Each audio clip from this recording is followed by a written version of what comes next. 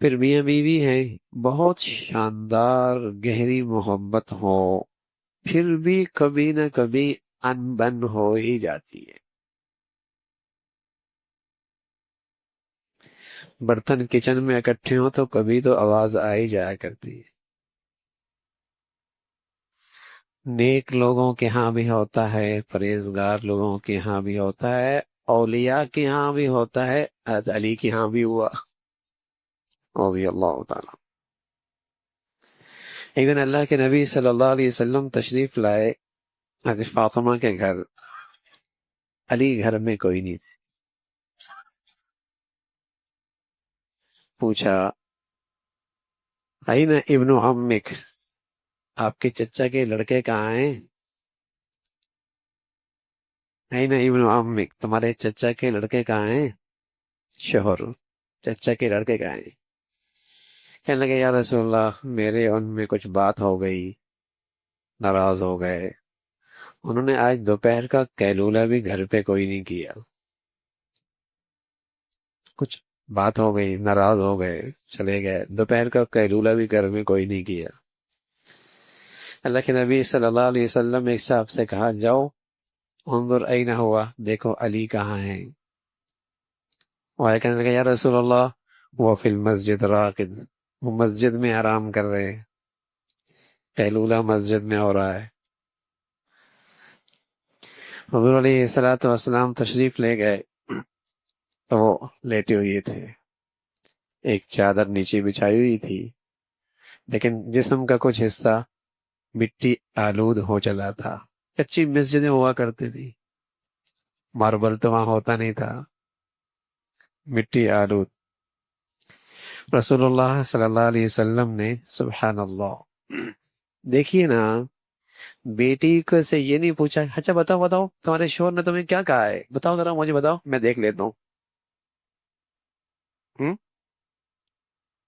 چھوٹی باتیں ہوتی رہتی ہیں، اپنی بیٹی سے اس سے آگے کی بات نہیں پوچھی۔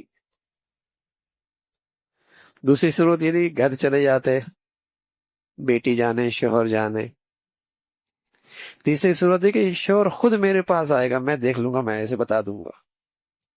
اللہ کا نبی امام الانبیاء سید الکونین اپنے داماد کی طرف جا رہے ہیں، مسجد میں لیٹے ہوئی ہیں، اور پھر محبت میں اس کے جسم کی مٹی صاف کر رہے ہیں۔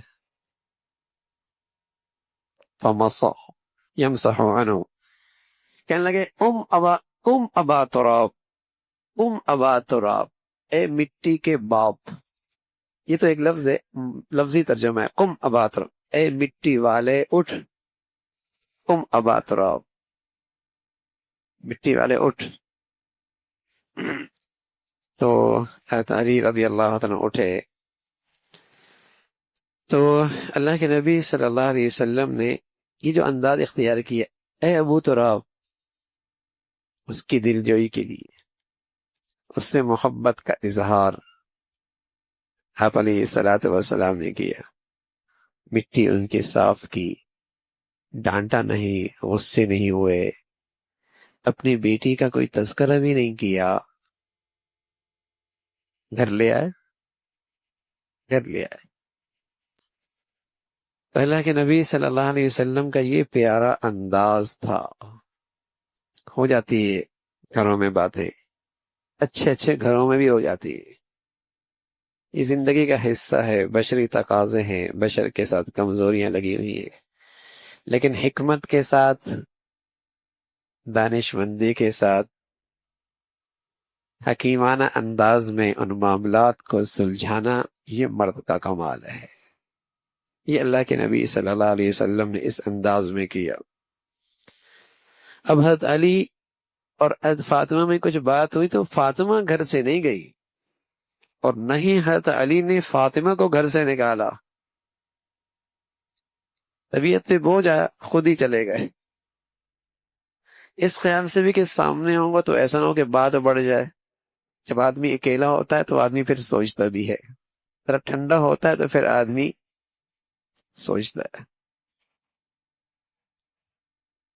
اس لیے اللہ کے نبی صلی اللہ علیہ وسلم کی سنت یہی ہے، غصہ آ جانا وہاں سے ہٹ جاؤ، بیٹھ جاؤ، پانی پی لو، وہیں سے ہٹ ہی جاؤ، کیونکہ غصے کی حالت میں کوئی ایسی بات کہہ بیٹھو گے پھر ساری زندگی شرمندگی اٹھانی پڑے گی۔ وہاں سے چلے گئے، ٹھنڈے ہو گئے۔ ادھر اللہ کے نبی صلی اللہ علیہ وسلم نے معاملے کو کتنے خوبصورت انداز سے سنبھالا، کوئی شکایت نہیں سنی اپنی بیٹی سے۔ حالانکہ حضرت علی اللہ کے نبی کے مقابلے میں کیا ہے؟ کچھ بھی نہیں۔ آپ کا کیا مرتبہ ہے، کیا شان ہے، لیکن آپ خود تشریف لے کے جا رہے ہیں، اس کی دل جوئی کر رہے ہیں۔ تو رسول اللہ صلی اللہ علیہ وسلم اس انداز سے گھریلو معاملات کو سنبھال لیا کرتے تھے۔